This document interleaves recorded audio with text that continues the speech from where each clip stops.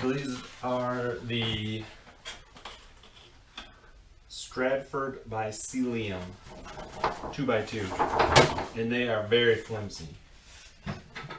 And to put in diffusers and lights, gotta make something that'll support them. So let's go ahead and do that.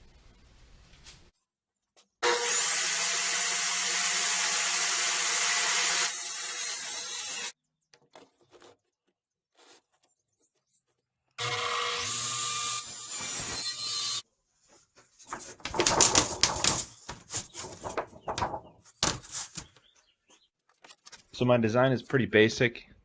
Center section just to support the light and diffuser I planned on putting in, and spacers to span over the ribs on the recess of the ceiling tile. So this is all just scrap wood.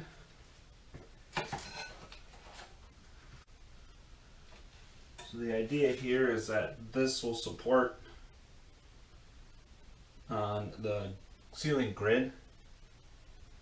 It'll carry over the ribs, and then this is sitting flush against this face, which will support the light and ceiling diffuser.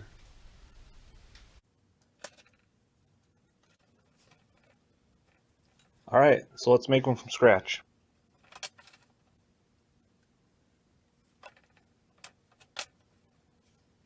It's pretty basic here, just some simple wood glue and some 18 gauge brad nails. So the scrap material I mentioned, it's 1/4 inch Luan, pretty thin stuff. That's why I doubled up here. The other pieces and parts are just 1x pine boards that I ripped down to the thickness and length I needed.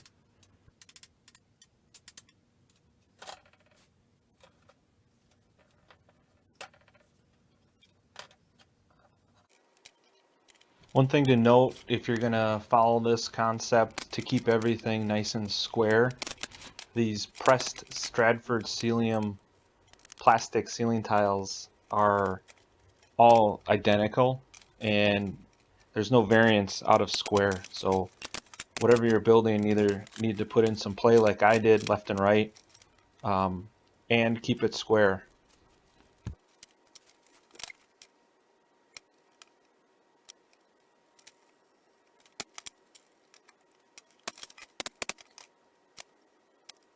So now that you have the support created for the ceiling tile, you're going to want to find the center of the ceiling tile and use either a template that's provided in the light fixture that you bought, or make one and cut it out and trace that onto the component that we just made for support.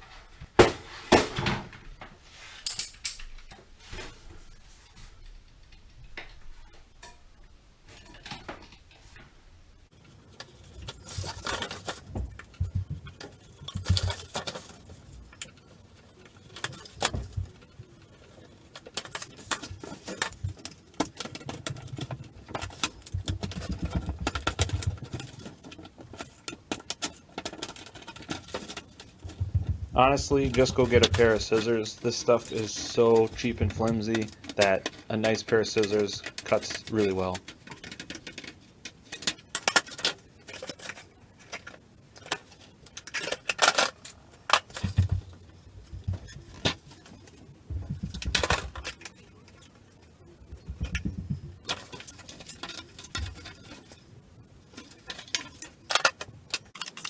And knowing the same size works for both my light fixture and my ceiling diffuser, go ahead and cut all the holes right now.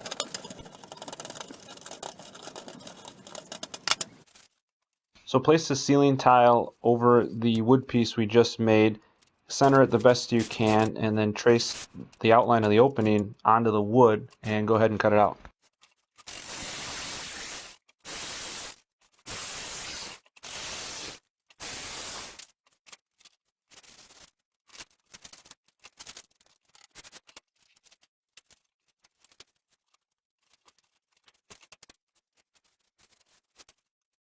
So this is the final piece, all glued and nailed together with the hole cut out of it.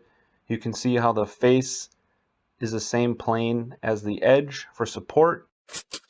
So just to keep the ceiling tile and the support structure together and not loose and moving around too much, especially during install, I decided to glue these together. You don't necessarily have to do this, but I thought it was a little good insurance just to keep everything aligned. And I didn't want to put too much so it would reflect through this thin plastic. So a little bit goes a long way in this situation.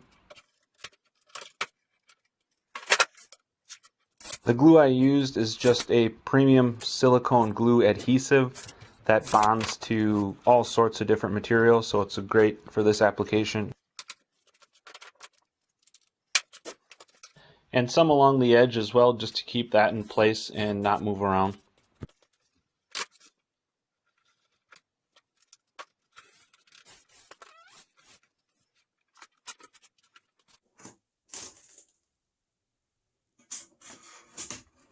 A quick test fit, and there you go.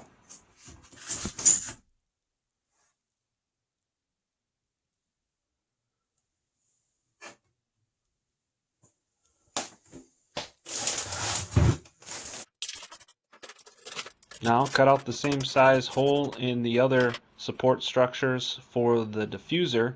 This piece was a little more tricky.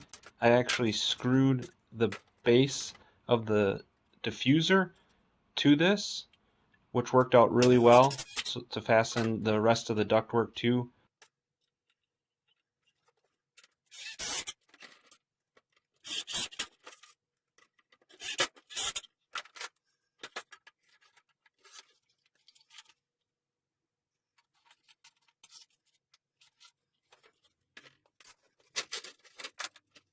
So since I went ahead and pre-cut the same size holes on the ceiling tile, I had to notch around each of the screw heads, which ended up working out really well as just a little added tab to help hold everything together.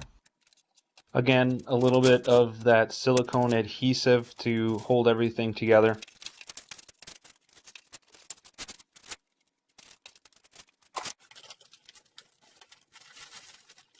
A little tricky with only one set of hands, but you take the inner sleeve of the insulated ductwork, put that over the end of the diffuser, and with a hose clamp you can tighten that all down. Once that's all together, it just slips up into the ceiling just like all the other panels. So thanks for watching. I hope this was helpful on putting in either a light or a round diffuser like this into these thin Stratford Ceilume tiles. Turned out really well in my opinion. If you want a video showing how I wired these up and any more of the ductwork, go ahead and leave comments below.